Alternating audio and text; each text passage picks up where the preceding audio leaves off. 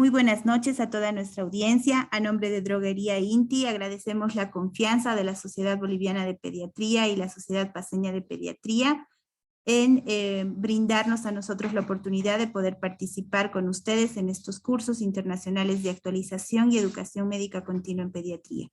Los dejo en sala con el doctor Omaracho, quien va a ser el moderador de la charla de esta noche. Bienvenido, doctor, y buenas noches. Muchas gracias. Muy buenas noches. Espero que se me pueda oír perfectamente. Agradecer a INTI por auspiciar esta plataforma para dar el módulo de continuo con el respecto al módulo de infectología.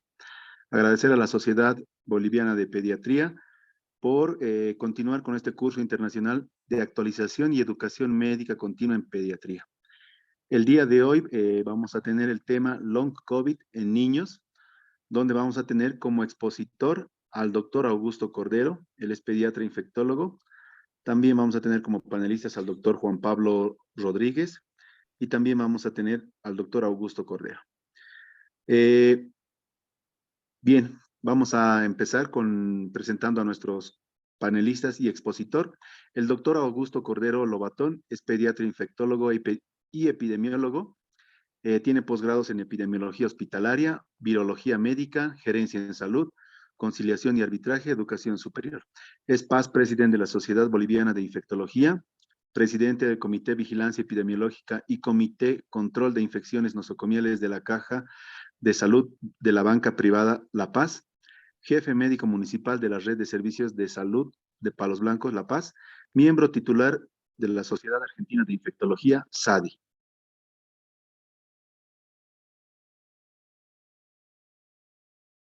También tenemos como panelista al doctor Juan Pablo Rodríguez Aguad. Él es infectólogo pediatra, docente titular de la Cátedra de Infectología, médico cirujano egresado de la Universidad Mayor de San Andrés, especialidad en pediatría, subespecialidad en infectología pediátrica en el Hospital Infantil de México Federico Gómez, máster en ciencias médicas de la Universidad Autónoma de México, miembro de la Sociedad Boliviana de Pediatría, miembro de la Sociedad Boliviana de Infectología, delegado de Bolivia ante la Sociedad Latinoamericana de Infectología Pediátrica, SLIP. También tenemos como panelista al doctor Edgar Cordero Chura. Él es inmunólogo pediatra, tiene la especialidad de pediatría en el Hospital del Niño Dr. Ovidio Aliaga Uría, subespecialidad en medicina, alergia e inmunología clínica pediátrica, otorgada por la Universidad Nacional Autónoma de México. Especialización en alergia e inmunología clínica pediátrica en el Hospital Instituto Nacional de Pediatría, México. Inmunólogo pediátrico en el Hospital Materno Infantil de la Caja Nacional de Salud, miembro de la Sociedad Paceña de Pediatría.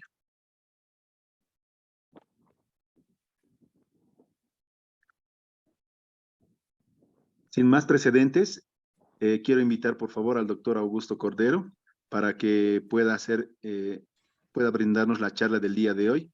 Adelante, doctor Cordero.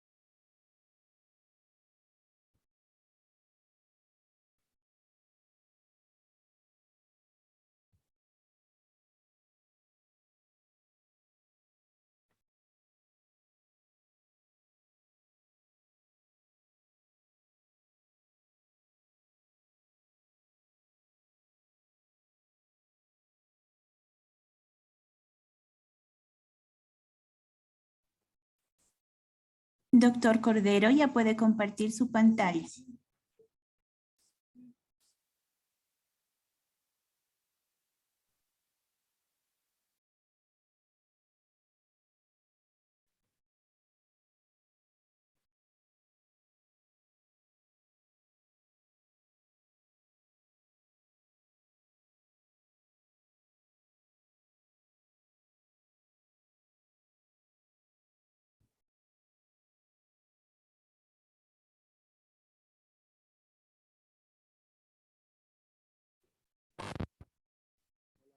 Hola.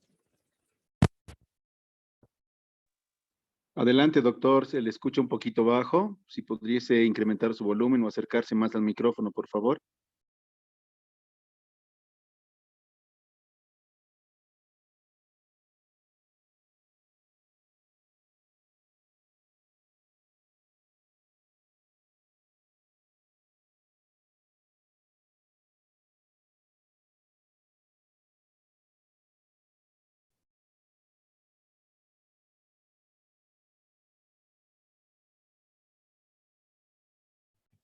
Hola, hola.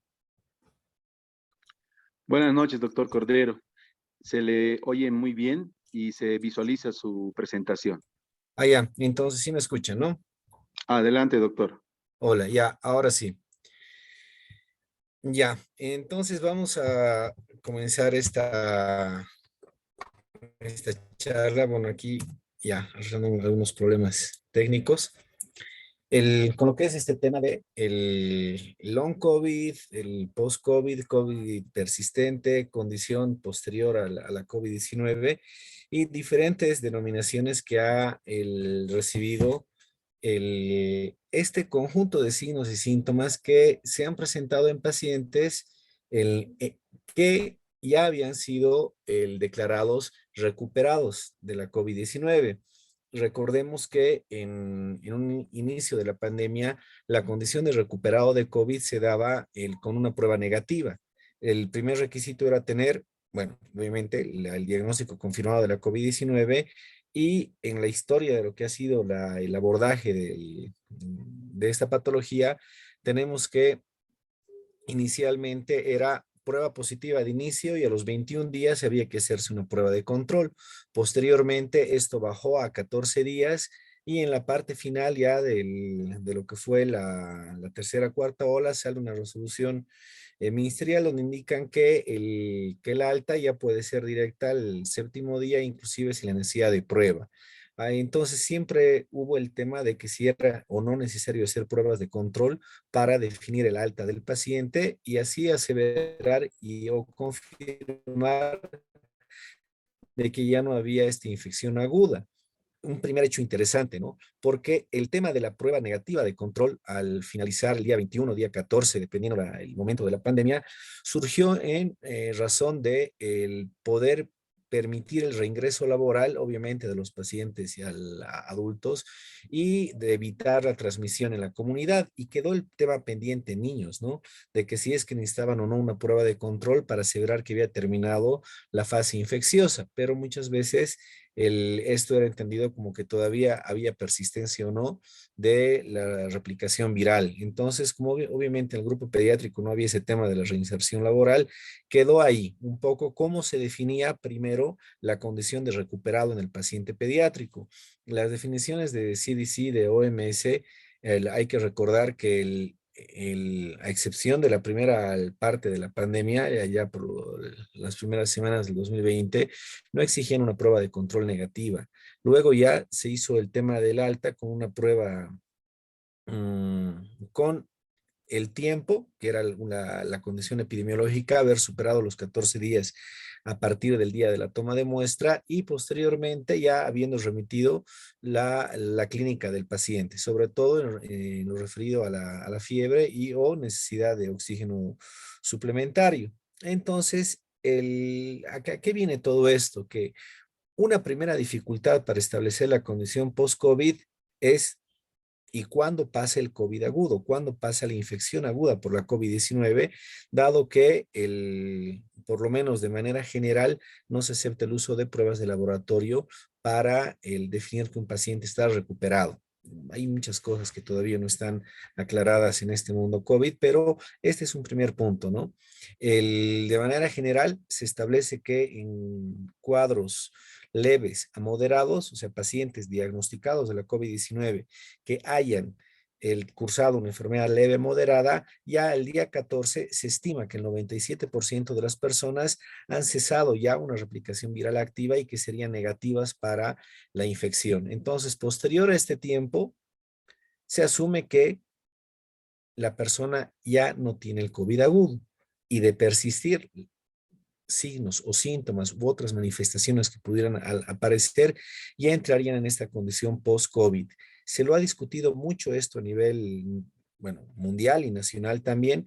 De hecho, en la guía de manejo de la COVID-19, en la segunda versión que sale para el mes de mayo del 2021, ya se incluyen lo que son los conceptos de post-COVID, ¿sí?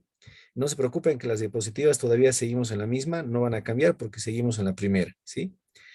El, este preámbulo viene porque es necesario entender de las dificultades que hay, ¿no? Porque yo creo que es lo interesante de la charla, escuchar un poco cuáles son así las dificultades o experiencias para llegar a abordar el tema de post-COVID.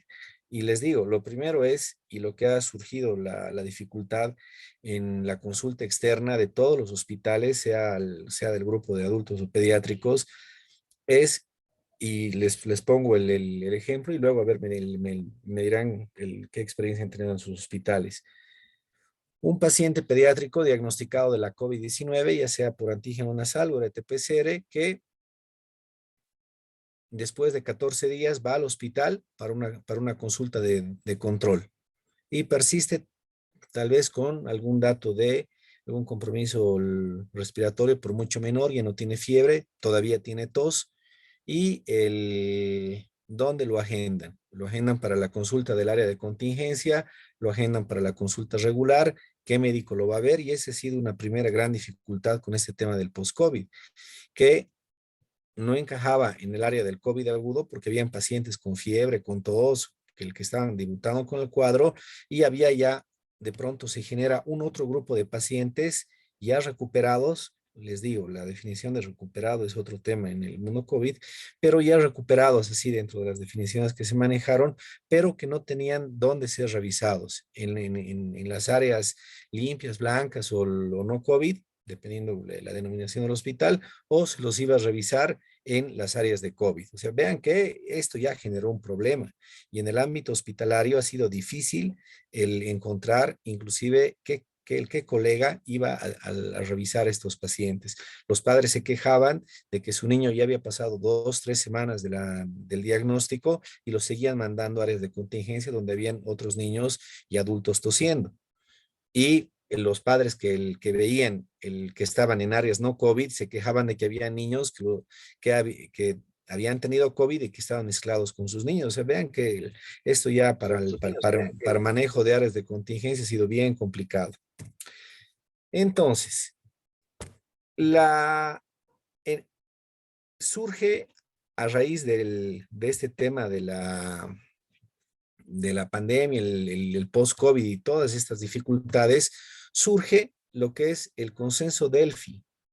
El consenso Delphi que arranca ya para mediados del 2021 y antes, cuando ya se comienza a tener mucha literatura acerca de ese tema de post-COVID, surge como una necesidad de establecer una definición clara de lo que es post-COVID, porque ya desde el 2020 ya se conocía que había un grupo de pacientes con valores fluctuantes dependiendo la serie, que llegaban de 10%, de 50%, 40, 30, de pacientes que habían pasado la COVID-19 habían sido declarados recuperados y que todavía tenían clínica.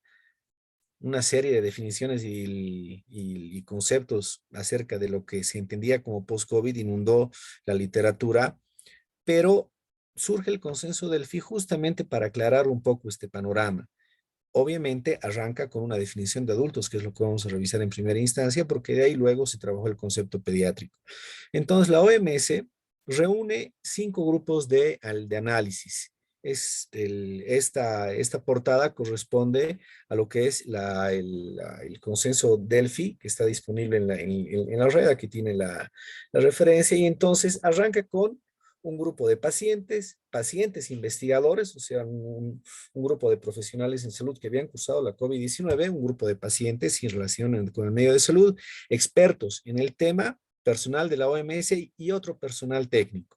Entonces, diseñan una metodología de trabajo y de recolección y de investigación, de cuestionarios, de reuniones, de análisis, para definir lo que es post-COVID.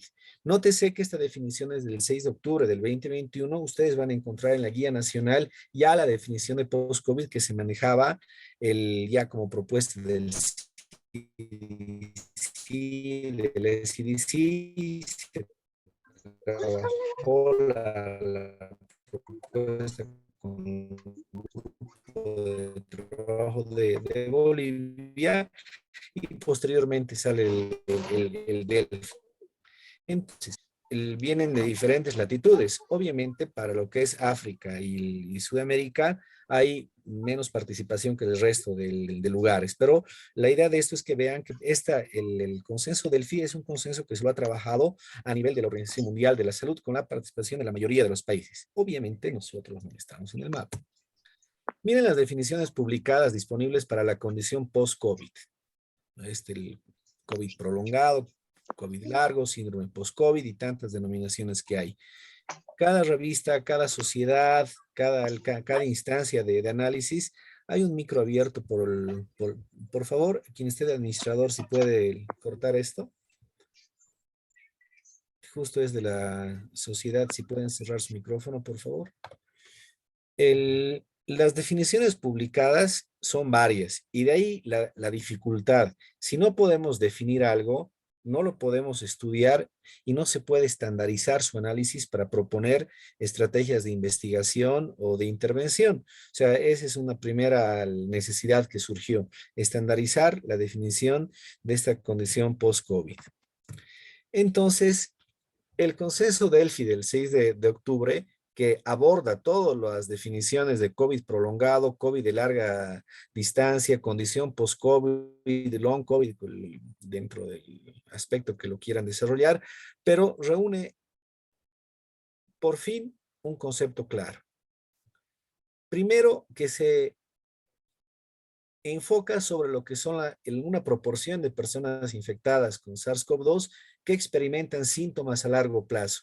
Ya les digo, lo difícil ha sido explicar, definir y trabajar con todo el grupo de profesionales de salud, hablamos de médicos, enfermeras, bioquímicos, de laboratorio, con todos, que habían pacientes que ya habían superado los 14 días de la infección aguda, ojo, esto en casos de leves a moderados. Recordemos que el paciente con enfermedad grave o crítica puede tener una replicación prolongada más allá del día 14 o 21. Esto se trabajó puntualmente con este grupo de pacientes que representaba aproximadamente el 80% de todas las personas infectadas.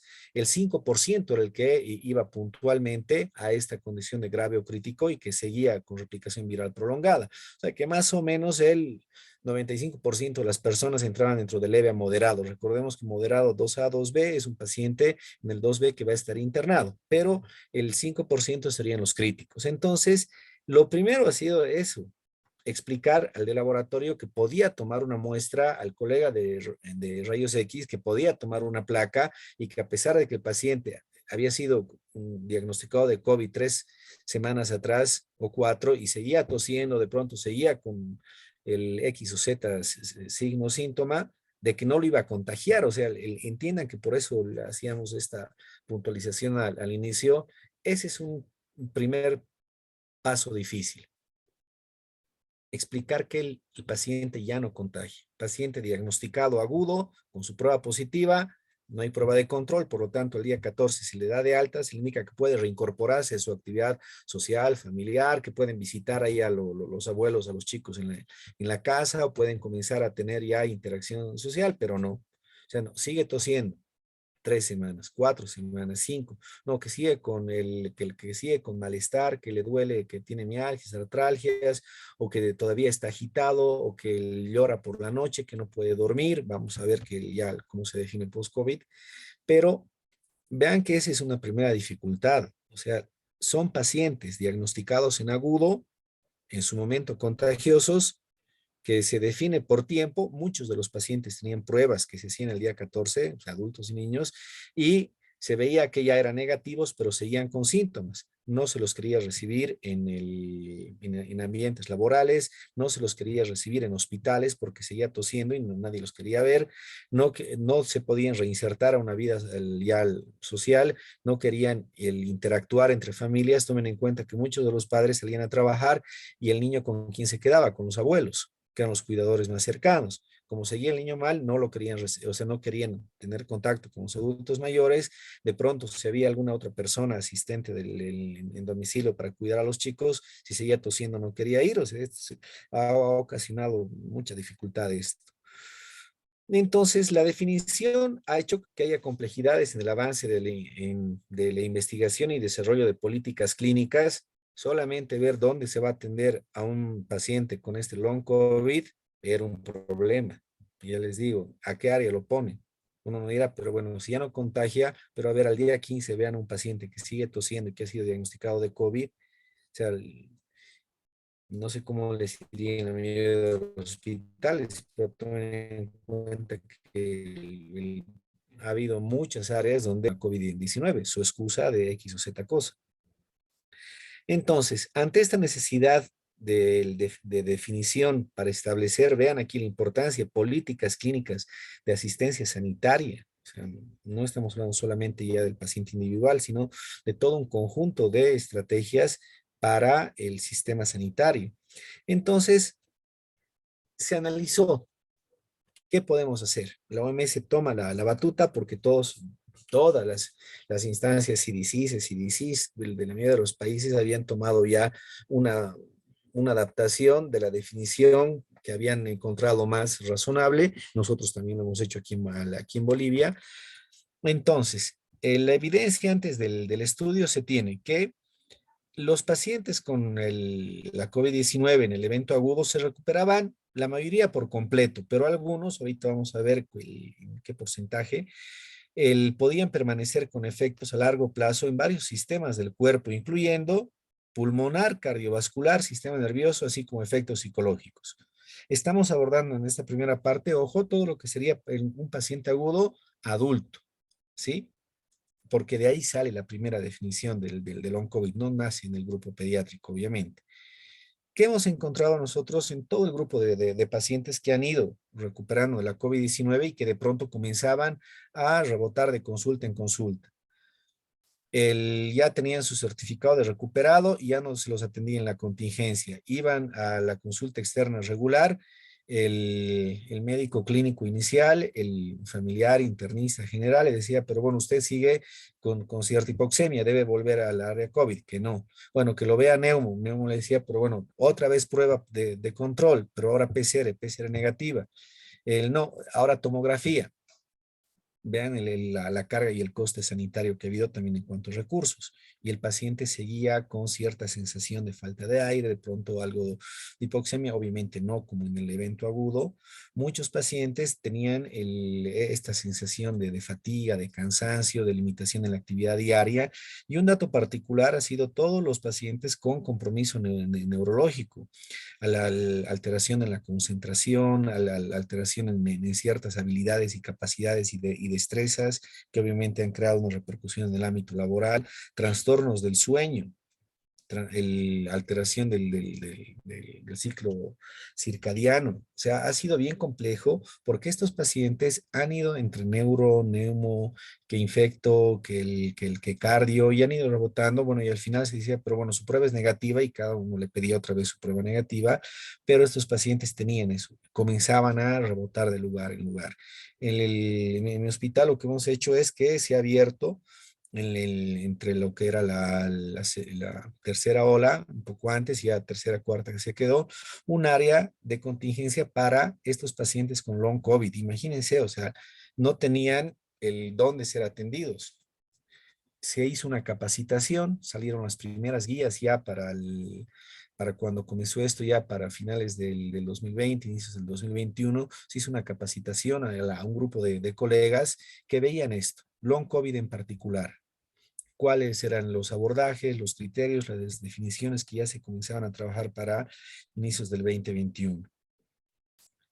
¿Y en qué pacientes se ha presentado esto con mayor frecuencia? Mujeres de mediana edad y en aquellos que inicialmente en su condición de COVID agudo, si estando con pruebas positivas con una replicación viral activa, tenían más síntomas. O sea, aquellos que habían cursado con una enfermedad moderada grave eran los que tenían mayor probabilidad, pero no exclusivamente, de tener esta condición post-COVID. Entonces, vean ustedes que esta condición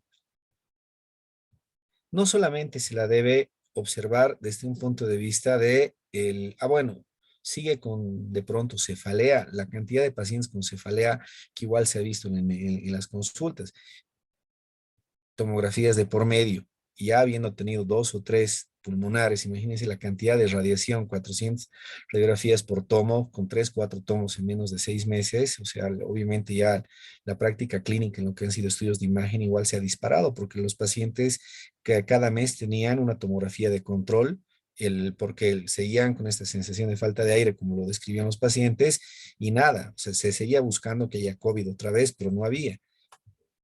Promedio $100 la RT-PCR, una tomografía que estaba igual entre 100, $200 más los estudios de laboratorio, y cada vez repetir lo mismo en este grupo de pacientes que no, en los que no se podía definir adecuadamente este COVID prolongado. De esta necesidad sale posteriormente ya datos ya más sólidos. Se establece que en diferentes series esto ha variado un 10 al 20%, inclusive 30%. Nosotros hemos establecido ahí en el hospital de todo el grupo de pacientes que hemos atendido, y que, bueno, por la disponibilidad, sí hacíamos pruebas de control al día 14 para que se reincorporen a su actividad laboral al día 14. Esto porque obviamente en sus diferentes fuentes laborales no los recibían si no tenían prueba negativa, porque decían, pero si no puede caminar, se cansa, que tiene artralgias, que tiene mialgias, que tiene esto, que tiene aquello, y no los querían recibir, los mandamos con su prueba negativa. El paciente iba o en su trabajo y lo mandaban a hacer otra prueba externa y recién regresaba. Pero esos pacientes de pronto, nosotros hemos encontrado 30 y pico por ciento en nuestras revisiones. Cada semana era ir a una especialidad, a otra especialidad, y todos decían, escuchaban COVID y desde ya lo rebotaban generalmente para infecto o de pronto medicina familiar, lo mandaban a emergencias, y en emergencias otra vez hisopado. O sea que todo este grupo estuvo así, caminando erróneamente mucho tiempo. Entonces, 10 al 20% es lo que se establece de estos pacientes con esta condición post-COVID. ¿Y cómo se define? Esta es la definición Delphi del 2021, que establece que la condición posterior a COVID ocurre en personas con antecedentes de infección por SARS-CoV-2, o sea, confirmada, generalmente 3 meses desde el inicio, desde el diagnóstico de confirmación, con síntomas que duran por lo menos 2 meses y no pueden explicarse con un diagnóstico alternativo. Los síntomas comunes incluyen fatiga, esa sensación de cansancio, de agotamiento que refiere el paciente, dificultad para respirar. Ojo, si ven esto, olvídense de que estamos hablando de long COVID. Si viene un paciente con fatiga, dificultad para respirar, disfunción cognitiva, ¿qué es lo primero que pensarían en una temporada epidemiológica como la que nos encontramos? Extra que ahora estemos con pocos casos, pero seguimos dentro de esta emergencia sanitaria. Uno se va a ir a decir, bueno, este es COVID. Y estos pacientes, ¿dónde han ido a consultar? A consulta externa, no COVID. O sea, ya las áreas COVID estaban con personal más entrenado, más capacitado, ya habituado a la atención de estos pacientes, el mismo tema del EPP, pero estos pacientes iban a las áreas no COVID.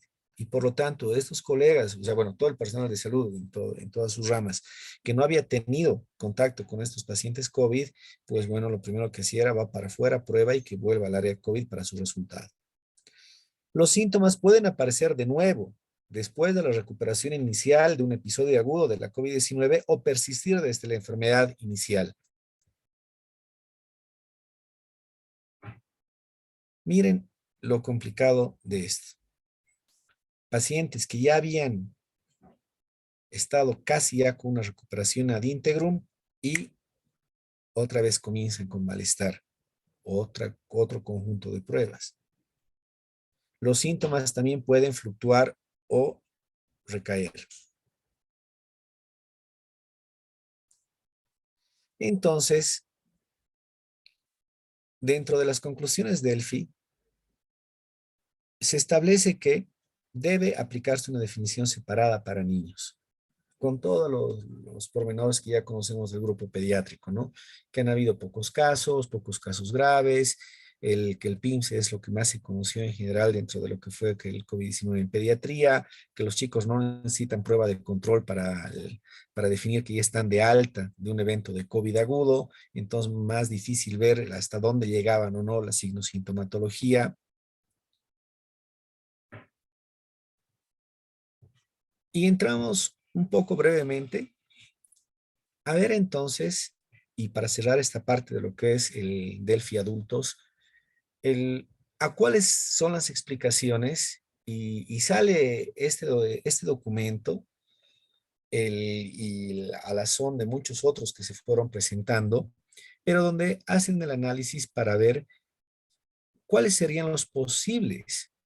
Seguimos en revisión todavía con todo lo que es el estudio y análisis de la COVID-19, pero surge esto. ¿Cuáles son los posibles mecanismos moleculares que expliquen esta condición de long COVID?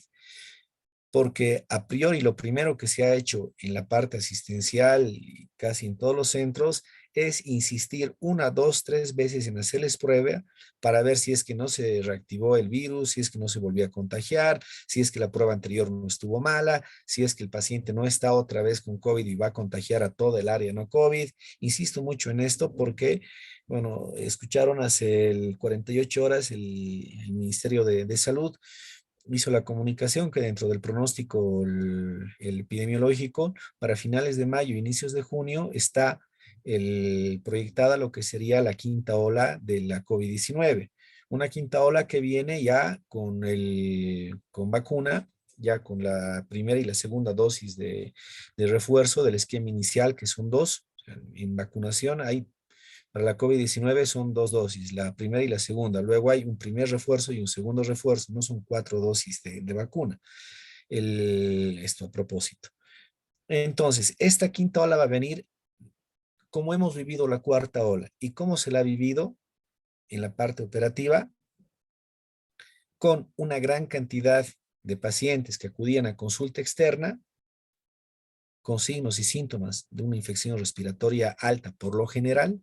Saben que para finales del 2020, el 17 de diciembre, se ajustó la definición del caso el sospechoso de la COVID-19, que es más amplia, pero de manera general, donde se ha sentido más fuerte el impacto de la cuarta ola ha sido en la consulta externa, en el paciente ambulatorio. Ha creado bastante comorbilidad, bastante consulta, el filas y filas, pero con muy poca internación.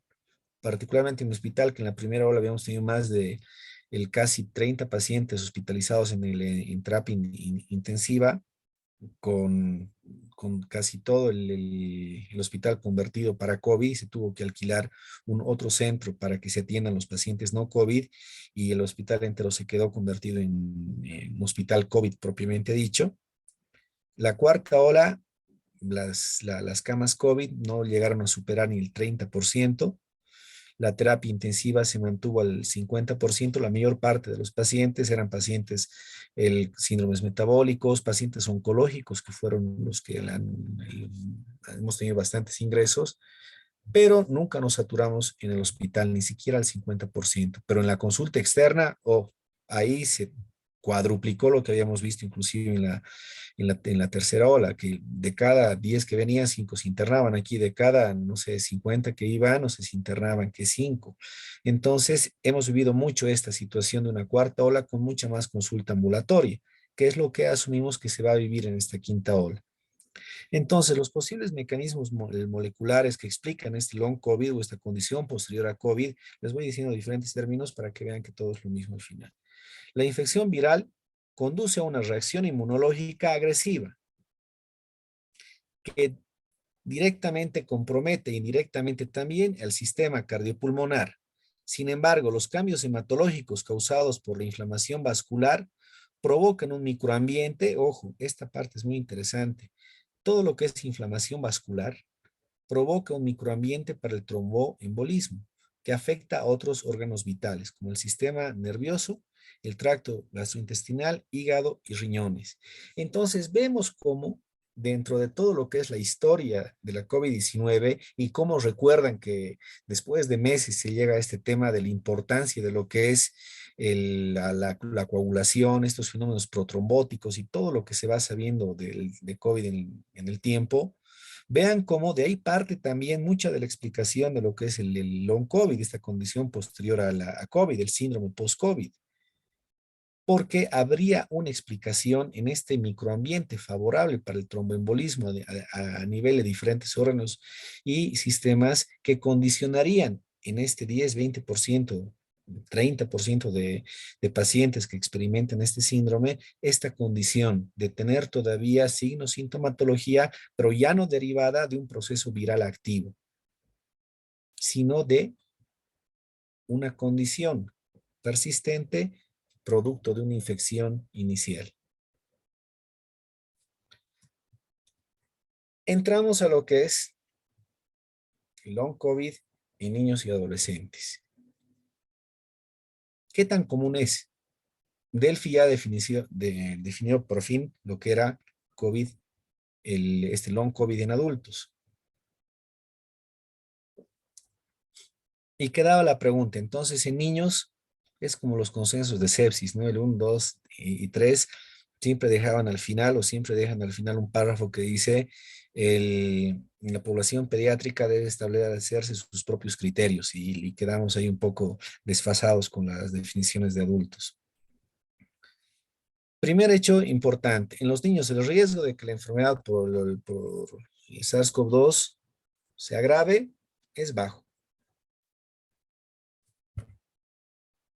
Como no se había podido establecer una definición adecuada en general para este long COVID, entonces menos datos se tienen acerca de el impacto que esto ha representado en el grupo pediátrico. Y les decía otro hecho importante. Como no se podía establecer en qué momento el paciente se define como recuperado, y que esa sigue siendo la pregunta hasta ahora. Cuando ustedes vean estadísticas nacionales y vean pacientes recuperados, pregúntense, ¿es recuperado por laboratorio, recuperado por clínica, recuperado por tiempo epidemiológico? El término recuperado ha ocasionado debates y debates porque a partir de ahí se establece una condición post-COVID en el paciente recuperado. Un paciente no recuperado obviamente nunca va a ser post-COVID. El post-COVID es el recuperado, pero hay es otro debate con el recuperado. En adultos y en pediatría mucho más. Establecer en qué momento el paciente el pediátrico está recuperado y deja de tener una replicación viral activa, tomen en cuenta que no se ha hecho sistemáticamente hisopados de control para establecer ya una negatividad virológica en estos hisopados que se han ido realizando. O sea que ahí surge un primer tema, ¿no? No se ha podido establecer estos criterios en el grupo pediátrico de recuperación. Pero bueno, ya en aquellos pacientes que se han ido trabajando en las definiciones y en los casos que se han ido reportando y en estudios de series de casos que han hecho, ¿qué se tiene?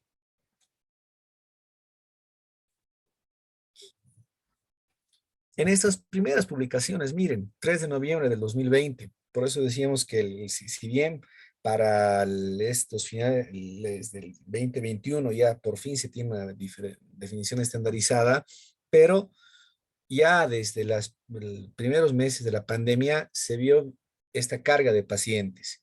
Al principio eran pacientes que no eran sospechosos, no tenían COVID, se atienden de este lado.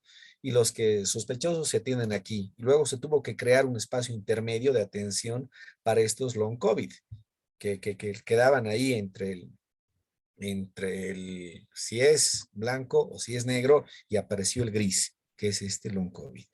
Entonces, miren los resultados de este estudio. 5 niños con COVID prolongado tenían una mediana de edad de 12 años, rango entre 9 y 15. Y 4 eran niñas. Recordemos que se encontró en las series de casos de adultos y Delphi adultos, ¿qué nos dice? 4 era que lo más frecuente era en mujeres, esta condición post-COVID. Y en estos primeros reportes van encontrando que luego se ve que no hay una diferencia importante, pero sí se ve que eran niñas las que comenzaban con esto. Tuvieron síntomas durante 6 a 8 meses después del diagnóstico clínico de la COVID-19. Claro, al tercer, cuarto, quinto mes, ya dicen, bueno, ya se acepta que no es un COVID agudo, pero lo difícil es esto, o sea, en la segunda, tercera, cuarta semana que el cuadro se comienza a prolongar, que viene el niño, y hablando específicamente ahora ya del grupo pediátrico, los chicos que vimos en el hospital y se iban de alta, estaban internados lo necesario, mientras requieran oxígeno, manejemos la complicación en sala.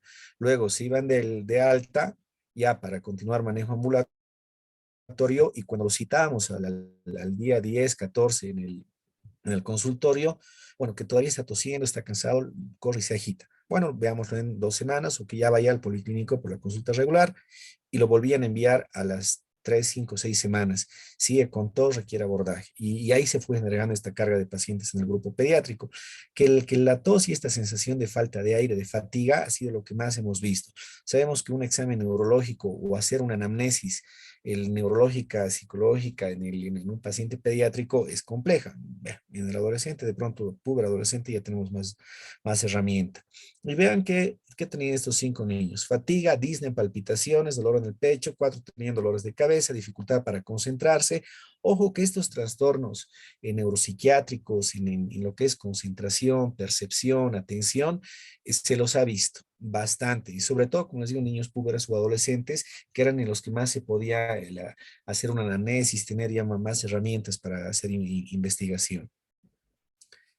¿Qué concluye? Que los niños pueden experimentar síntomas prolongados a COVID similares a los adultos, y las mujeres pueden verse más afectadas, obviamente con una comunicación de casos.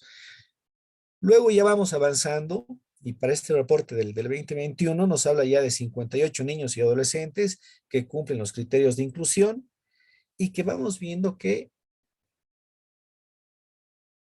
no es tan raro el tema de esta condición post-COVID en el grupo pediátrico.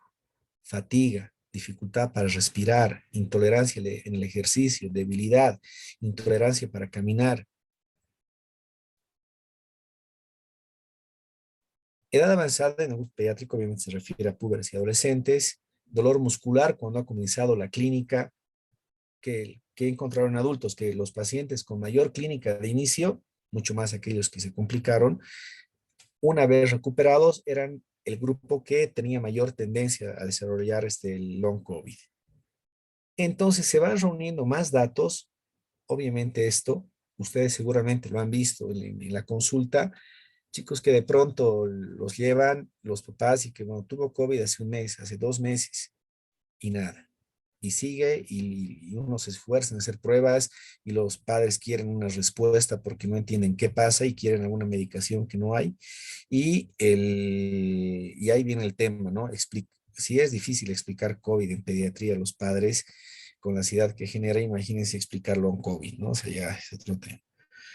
Entonces, a raíz de estos varios artículos que van saliendo y que van generando esta necesidad de establecer definición en el grupo pediátrico, se hace un trabajo ya de un Delphi modificado para pediatría, un grupo que se dedica ya a investigar, y comienzan los primeros reportes a raíz de esto.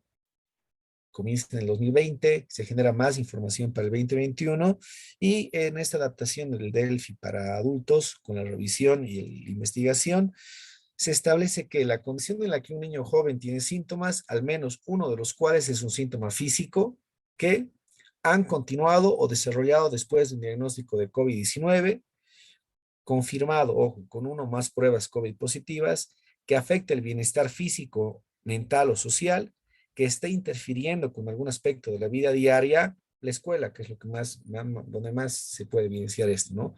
Trabajo, hogar o las relaciones, y que puede persistir durante un mínimo de 12 semanas después de la prueba inicial de COVID-19. Entonces, aquí para que quede claro esto, son pacientes que teniendo una prueba para SARS-CoV-2 positiva, con lo cual se confirma un cuadro de la COVID-19, después de 14 días que se asume que dura el cuadro agudo, ya les expliqué que esto tiene un asterisco ahí, después de eso aún, posterior a eso, hasta 3 meses, persisten con los signos y síntomas. Esa es la definición de long COVID en niños y adolescentes. Les he venido contando mucho acerca de cómo esto complejiza la atención ya en los hospitales, en la consulta, porque tenemos que establecer estrategias para atender a esta carga de atención sanitaria que va a generar el long COVID en niños y jóvenes. Y como ven, no hay ningún laboratorio. El único laboratorio que tenemos es saber que no es un COVID agudo. Que ojo, bueno, igual hay la reinfección por SARS-CoV-2, que es otro tema, pero aquí el punto clave es entender que para esto lo que nos sirve son los pertinentes negativos, saber que no es COVID agudo, saber que no hay otra condición o patología de base, que no tiene una comorbilidad que se haya exacerbado por la COVID-19. Entonces, con esto terminamos para dar paso a las preguntas y también a Juan Pablo, a la Edgar y Omar para los comentarios y con mensaje final, ¿no? Es un nuevo capítulo que tenemos que abrir en la medicina, este tema del long COVID. Nos va a dar todavía mucho que hablar SARS-CoV-2 en general. Vean el tema de PIMS, vean el tema este de la hepatitis aguda de causa del desconocida, que se está relacionando con dentro de sus posibles teorías a SARS, esta teoría de los hiperantígenos que está circulando. O sea que tenemos todavía mucho para ir viendo de un proceso infeccioso que genera una respuesta inmunológica importante y que el lugar especial de afectación es todo lo que es la parte hematológica. Esa, en resumen, es por donde viene y se explica este tema de esta condición del COVID prolongado en niños y jóvenes. Gracias, Omar, te dejo el micro para continuar con la dinámica.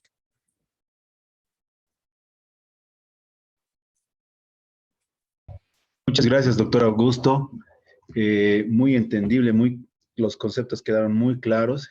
Eh, Gracias, felicitarlo por la brillante exposición. Realmente nos ha actualizado con respecto a esto. Es un tema bastante preocupante en nuestro medio y lo hemos visto, ¿no? Hay escuelas que en nuestro medio, al menos en la ciudad de La Paz, se han visto afectadas por estos datos que usted acaba de mencionar.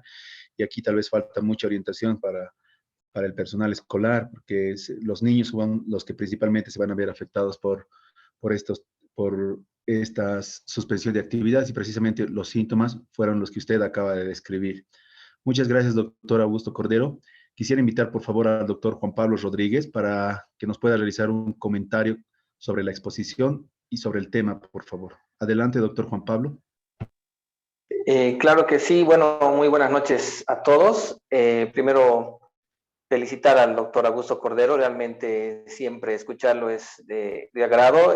Siempre sus presentaciones son bastante críticas y analíticas, ¿no? Y esto no fue la excepción y creo que fue una presentación muy, muy interesante de un tema que realmente no es fácil debido a que hay bastante, no digo dudas, ¿no? Pero todavía falta afinar bien esta, no sé si llamarla nueva enfermedad, pero sí relacionada a COVID, ¿no? Entonces creo que la evidencia científica nos va y el tiempo nos va a ayudar a entender mejor realmente este COVID largo o long COVID para entender mejor qué es lo que sucede con todos los pacientes, no solo los niños. Y creo que con COVID lo que hemos visto es que realmente el contexto de la definición de la salud de la Organización Mundial de la Salud es una realidad, ¿no? Donde el estado de bienestar físico, mental y social, eso es realmente lo que llamamos salud. Y muchas veces nosotros nos enfocamos solamente al estado físico, ¿no? Y lo que hemos visto con COVID, y eso muchos de ustedes han debido observar, no solo en niños, sino en adultos sobre todo, es el contexto psicológico que tenía esta enfermedad, ¿no? Las personas que tenían COVID, pues tenían a veces, quedaban después con un contexto psicológico o llegaban a tener inclusive depresión o demasiada ansiedad que generaba esta enfermedad, ¿no? Ya sea el temor de adquirir la enfermedad o después que adquiría la enfermedad.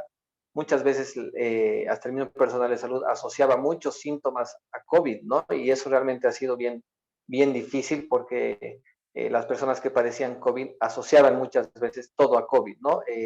Tenían, no sé, dolor de cabeza, o algún problema de salud o visual o presión alta, etcétera, y todo a veces se asociaba a COVID. Entonces, por un lado hubo como una asociación de muchísimas enfermedades o de todo tipo, que todo se asociaba a COVID, ¿no? Las personas decían, me ha dado COVID y por eso ahora no puedo respirar, o me ha dado COVID, desde que me ha dado COVID tengo migraña, o desde que me ha dado COVID he quedado con algún otro problema, ¿no? Entonces, esta, entre comillas, subjetividad de síntomas que decían tener las personas, muchas de estas no eran reales, o sea, no eran reales en el sentido de que no estaban probablemente asociadas, pero sí COVID ha generado estos cambios psicológicos, mentales, y con el tiempo ya se ha ido caracterizando a algo más objetivo y más real. Por eso el doctor Augusto Cordero en su presentación se ha llevado bastante tiempo en algo que es crítico para este long COVID, que es la definición, ¿no? Cualquier estudio de investigación que se vaya a hacer o investigación de una enfermedad, lo primero que hay que hacer es definir el caso, ¿no? Definición de caso para hacer una investigación clínica o epidemiológica, y lo estamos viendo, por ejemplo, con el caso del nuevo virus aparentemente de hepatitis. Y lo primero que se ha hecho es definición de caso sospechoso, o caso probable, o caso confirmado, ¿no? Entonces, eso es lo más importante, ¿no? La definición, que realmente todos encajen realmente en una definición, porque si no hacemos una muy buena definición, pues cualquier paciente que ha tenido COVID y que después tenga una migraña o cualquier cosa, después de las 12 semanas, como dijo el doctor Cordero, o los 3 meses, pues ya lo vamos a querer catalogar como long COVID, ¿no? Entonces hay ciertas características que tienen que cumplir un paciente para que nosotros podamos decir un COVID largo o long COVID. Entonces, no es fácil, porque la gran mayoría de los síntomas son más que todo subjetivos que el paciente puede referir, ¿no? No son muy pocos objetivos, entonces esto un poco hace más difícil la definición. Pero creo que en general eso creo yo podría acotar sobre un tema muy interesante que todavía tiene muchas preguntas, y obviamente el tiempo y la investigación nos va a dar más, vamos a ser más finos con la definición y vamos a ver realmente cuál es un paciente que tiene un long COVID, cuál no, ¿no? Y eso nos va a ayudar a la definición y, bueno, algunos otros datos que tal vez puedan ser más objetivos. Eso es lo que yo quería acotar, y nuevamente pues felicitar al doctor Augusto Cordero por su exposición tan analítica, ¿no? Y que nos ayuda a entender más una patología que es nueva, compleja, y más aún que en el paciente pediátrico también puede ser mucho más subjetiva que en un adulto, ¿no? Por lo que nos puede referir un niño.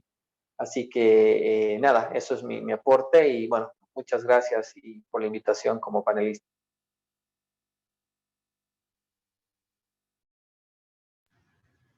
Muchas gracias, doctor Juan Pablo Rodríguez.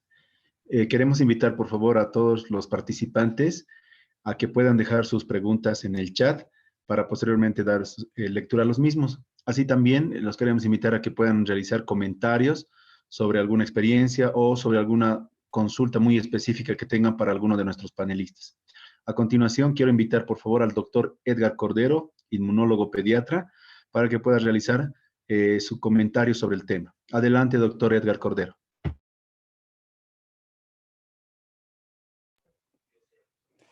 Muchas gracias, doctor Acho. Primero, felicitar al doctor Augusto por tan bonita presentación. También agradecer a Laboratorios INTI, a la sociedad por la invitación, y también un gran saludo a la distancia al doctor Rodríguez, que nos acompaña hoy en la noche. Bueno, algo bien importante que quiero o pienso es que acerca del COVID es que nosotros como médicos, pediatras o cualquier otra especialidad, seguimos aprendiendo acerca de esta enfermedad, ¿sí? Esta enfermedad es evolutiva, cada día que pasa, cada día que aprendemos algo, ¿no? Y entre estos está pues long COVID, el COVID prolongado o la infección post-COVID o las secuelas post-COVID, como anteriormente lo llamaban, ¿no? Es bien importante, como dijo el doctor Rodríguez, primero tener una definición, ya que hay muchos estudios desde que empezó a aparecer estos reportes de pacientes que tenían esta sintomatología prolongada, pues hay muchos estudios que trataron de, de sistematizar esto y dar una definición. Hay algunos que decían 4 semanas, otros 6 semanas, otras 8. Y al fin, pues se quedó en un consenso, ¿no? Primero en adultos, que fue de 3 meses, y posteriormente se trató de hacer el traslape también a la edad pediátrica, ¿no? Algo bien importante. Lo segundo, fisiopatológicamente aún no sabemos cuál es el mecanismo por el cual se produce, se podría llamarse enfermedad. Hay varias hipótesis, algunos hablan de una persistencia viral, otros hablan la activación de un sistema de hiperinflamación o autoinmunidad.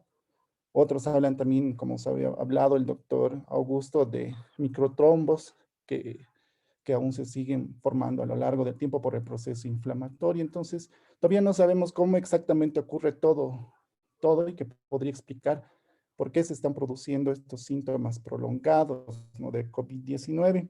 Y algo bien importante que también recalcó el doctor Augusto es que aún no tenemos un tratamiento específico, ¿no? No lo hay. En ninguna guía nadie se atreve todavía a decir, ok, si tiene este síntoma, pues denle esto, ¿no? Entonces el manejo es multidisciplinario y también sintomático, ¿no? O el tratamiento farmacológico. Y por último, quisiera compartir, yo pienso que es una narrativa, es una experiencia de una joven de 17 años, si me da el tiempo, por favor. Nos dice, es una experiencia acerca del long COVID. Es una joven de 17 años, previamente sana, que enfermó el 11 de abril de COVID. Indica ella que tenía escalofríos, dolor de cabeza, fiebre alta y un dolor de garganta muy intenso.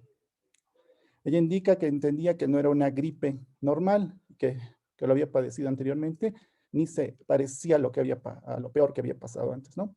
Tenía muchos síntomas debilitantes, tenía fiebre alta, dificultad para respirar, taquicardia, había perdido el olfato, el gusto y muchos dolor a nivel muscular y óseo, especialmente en el pecho y la espalda. Dio positivo para COVID-19 más de 20 días seguidos, o sea, le hicieron varias pruebas, ¿no? Más o menos hasta el 6 de mayo del 2021, cuando finalmente dio negativo. A pesar de eso, ella se sentía mal durante a pesar de la cuarentena, pasaba muchas horas del día durmiendo, la debilidad era incontrolable, persistía la taquicardia, los dolores de cabeza que eran frecuentes, las dificultades extremas para respirar. Los dolores persistían incluso después del tiempo de la curación supuesta, que nos había hablado el doctor Augusto. Se tomó un mes entero para descansar, para tratar de recuperarse por completo. Ella estaba segura de que solo necesitaba tiempo para sanar perfectamente y poder a su vida normal. Sin embargo, en junio, la situación que habíamos descrito anteriormente era igual, era estático. Se quejaba mucho de no sentirse bien y sobre todo se sentía asustada y sola, y ningún médico creía en su dolor. Eso es bien importante. Le decían, eres una niña, todo está en tu cabeza, el COVID no afecta tanto a los jóvenes. Ellos le dijeron eso. Ella entendía que algo le estaba pasando en su cuerpo, ya que todavía se sentía muy mal, tenía muchos dolores diarios, no podía caminar más de 10 minutos, ni subir escaleras, sin tener taquicardia, dolor de pecho, dificultad para respirar. No se lloraba, se quejaba mucho a su mamá durante noches enteras, no se sentía segura y no se reconocía. En junio del 2021, finalmente conoció a un médico que le diagnosticó de COVID prolongado o long COVID. Este diagnóstico paradójicamente la hizo feliz. Sin embargo, pese a las múltiples visitas que hizo al hospital, hizo los exámenes que se le realizó, no estaba mejorando, ¿no? Ha pasado, dice, casi un año desde que tuvo COVID y todavía sigue luchando con el dolor y las dificultades. Y pues es su último año en la escuela secundaria. Tiene que asistir a muchos cursos para tener oportunidad de ingresar a la Universidad de Medicina y últimamente ha sido muy exigente. Desde que tiene COVID, indica que no es capaz de concentrarse también como antes y entiende pues que el fondo de todo eso fue el COVID. Nada más quería compartirles esta narrativa porque de cierta forma resume todo lo que nos dijo el doctor Augusto, ¿no? De que muchas veces se tiene el COVID, hay muchas personas que persisten con la sintomatología y no saben si es la infección o ha sido secuelas del COVID, ¿no? Eso nada más y pues agradecer por la invitación y pues estamos atentos a cualquier pregunta. Gracias.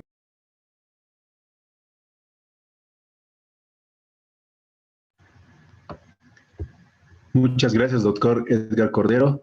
Muy válidos sus comentarios y la experiencia que acaba de dar lectura, pues prácticamente es un cuadro que el doctor Augusto Cordero lo ha descrito. Nuevamente les invitamos a todos los participantes a que puedan dejar sus preguntas en el chat. A continuación voy a dar una pregunta a todos los expositores y panelistas. A los expositores, ¿cuál es el órgano o tejido blanco del coronavirus que produce tanto dolor de cabeza a los médicos?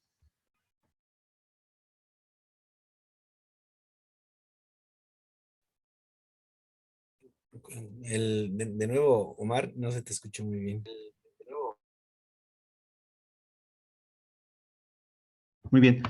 El chat dice, una pregunta a los expositores. ¿Cuál es el órgano o tejido blanco del coronavirus que produce tanto dolor de cabeza a los médicos?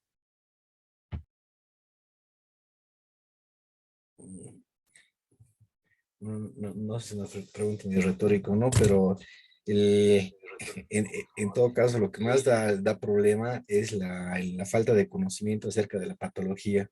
Y me gustó mucho el comentario que hace el Edgar, este relato que nos presentó Edgar, porque, bueno, hablando puntualmente del long COVID, que es el tema de la charla, esta historia que ha presentado Edgar, multiplíquela por 1000, por 10,000, por 1,000,000, y es así como está un paciente con esta condición post-COVID, ¿no? Y por eso me gustó el término, y lo utilicé mucho en la charla, esto de condición post-COVID, porque no es ni una infección, no es una enfermedad, que tienen diferentes definiciones, y que sí ha ocasionado mucho eso, ¿no? O sea, en algunos textos y papers hablan de enfermedad, en otros hablan tal vez de presencia de infección, o sea, no se sabe qué palabra utilizar.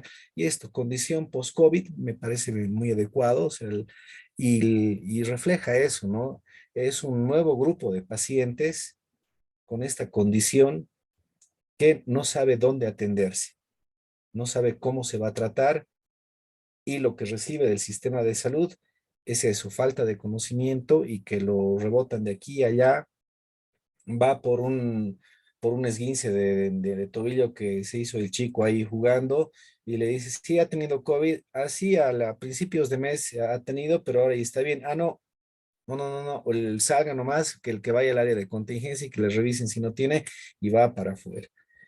Si va a su control regular, porque es un chico que convulsiona y de pronto le toca el control con su médico de cabecera y escucha que ha tenido COVID hace 3 semanas, y que, no, vuelva dentro de un mes la receta y va para afuera. O sea, yo creo que esa es respondiendo a la pregunta, porque como digo, sí, en este sentido un poquito de análisis, esa es la principal dificultad que atravesamos en este mundo COVID. O sea, esta falta de un poco de empatía que hay, no de todos obviamente, pero que hay acerca de estos pacientes. Y no solamente hablo por el tema médico, ¿no? Sino el tema con el personal de enfermería, el personal de laboratorio de rayos X, que directamente muchas veces han rechazado pacientes que con el antecedente de COVID, ¿no? Y eso se lo sigue viendo todavía. O sea, ojalá que esta charla sirva para el, para eso, para concientizar nosotros, los que estamos aquí en la sala, y que también llevemos el mensaje a nuestros hospitales, a los centros de salud, a nuestra consulta privada, de que estos pacientes se los deben manejar en ese contexto como una condición.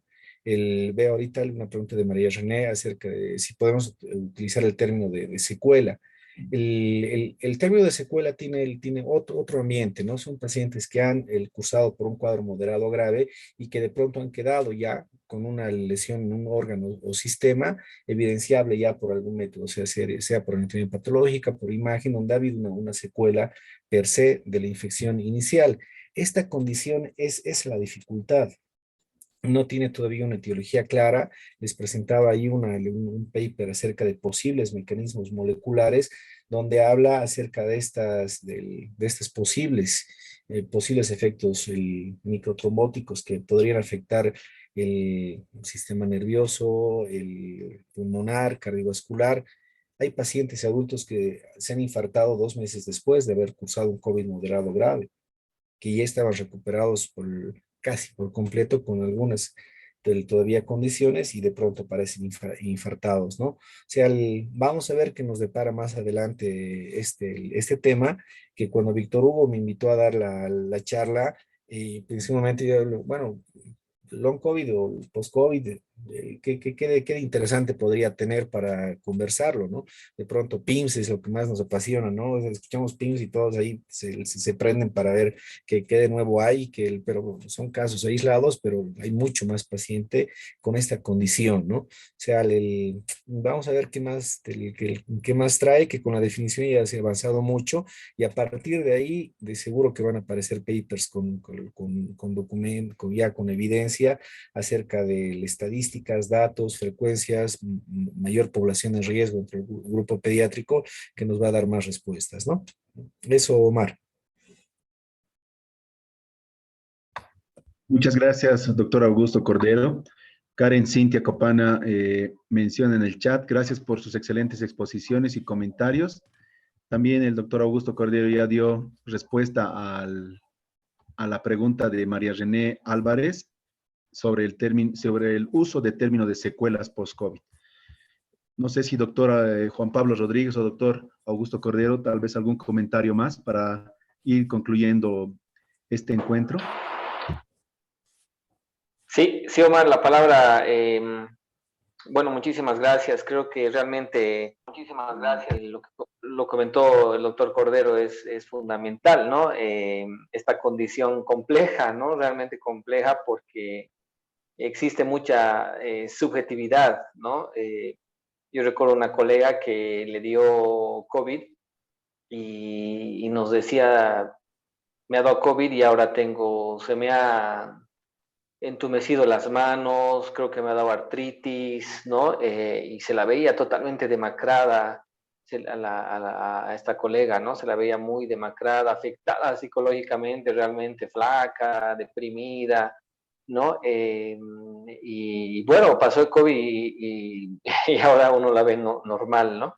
Entonces, sí ha habido un fuerte componente psicológico en el COVID, o sea, y lo vemos, de hecho, creo que el impacto que estamos viendo a nivel psicológico en adolescentes ha sido mucho, ¿no? Y tal vez no por el COVID en sí mismo, sino lo que el COVID ha hecho, digamos, en general, ¿no?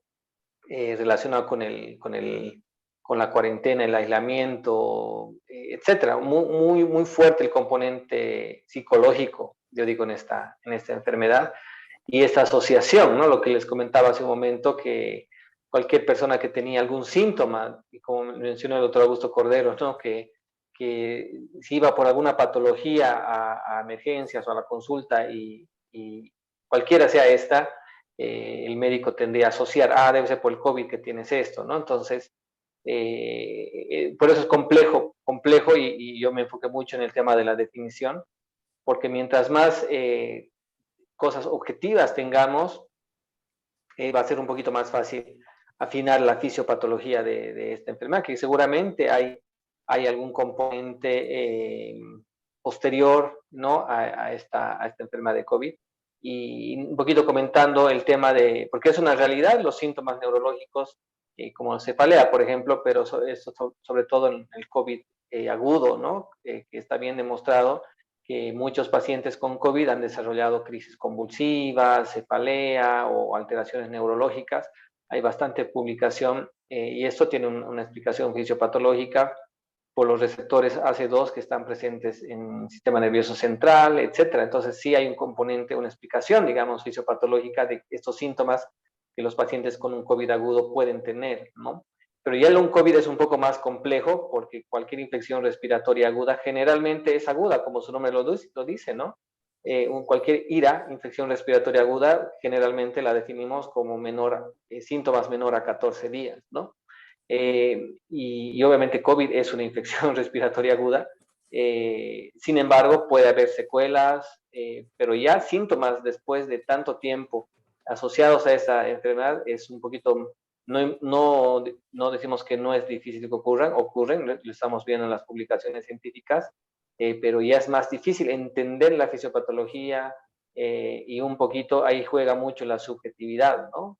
Los síntomas que puede referir un paciente, que tal vez no tiene nada que ver con COVID, pero sí nosotros tendemos a asociar porque el paciente acaba de pasar COVID. Entonces, por eso un poco la complejidad de esta definición de esta condición, que muy bien lo dice el doctor Cordero, pero el tiempo, la investigación y un poco tal vez algunos datos de laboratorio más objetivos, etcétera, o esta trombosis que mencionaba el doctor Cordero, puedan tal vez explicar realmente y hacer una definición más precisa. Ese es mi comentario, doctor Acho, y bueno, nuevamente muchas gracias por un tema tan interesante y poderlo comentar. Gracias. Gracias a usted, doctor Juan Pablo. Doctor Edgar Cordero, por favor.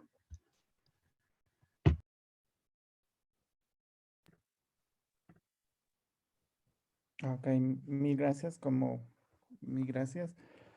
Como habíamos dicho, pues esto del long COVID y las diferentes sintomatologías que puede presentar tanto en la edad pediátrica como en los adultos, pues aún seguimos, como les dije en un inicio, aprendiendo sobre el COVID-19, ¿no? Entonces tenemos que estar atentos a lo que probablemente pase posteriormente, a las nuevas guías o definiciones que se estén manejando actualmente, y pues lo más interesante es entender el por qué está pasando esto, ¿no? Que es lo más complicado, y de cierta forma, conociendo el por qué está pasando, pues poder dar un tratamiento más objetivo, ¿no? Porque actualmente el tratamiento es algo sintomático, ¿no? Y el manejo es multidisciplina. Si tiene dolor de cabeza o problemas neurológicos, estará yendo con el neurólogo, ¿no? Si tiene problemas pulmonares, con el neumólogo. Entonces, es la única forma que tenemos nosotros actualmente para manejar a este tipo de pacientes. Bueno, ese sería el comentario final. Muchas gracias, doctor Edgar Cordero. Voy a dar lectura a algunos de los comentarios en el chat. Excelente ponencia, felicidades a los organizadores, saludos desde Pando. También recibimos felicidades al doctor Cordero y a todos los panelistas. Existe también en el chat, dentro de las preguntas, no lo veo como una pregunta, solamente menciona manejo de hiperbilirrubinemia de paciente oncológico sin serología para hepatitis. No considero que sea para el tema actual que se ha expuesto, o si le pido a Beatriz Salas Mendoza que pueda replantear su pregunta o su comentario para poder dar lectura en el chat y dar cumplimiento a la lectura de todos los comentarios y preguntas que se realizaron en el mismo.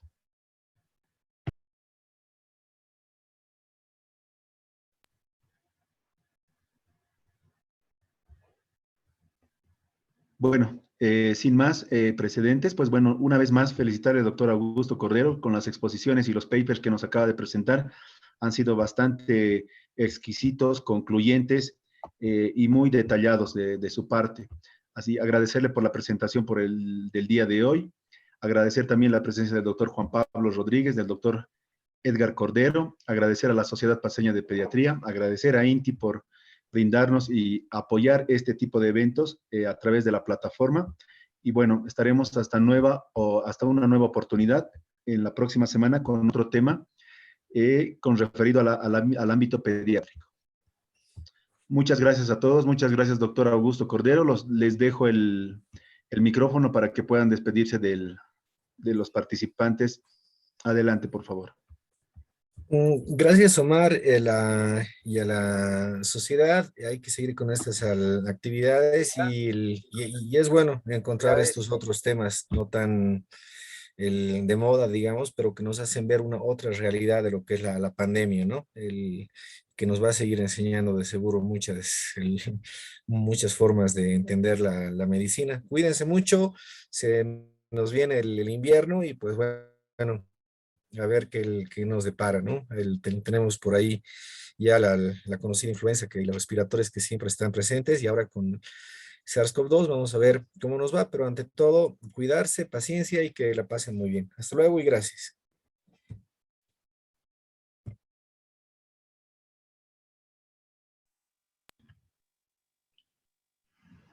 Gracias a todos, tengan ustedes muy buenas noches.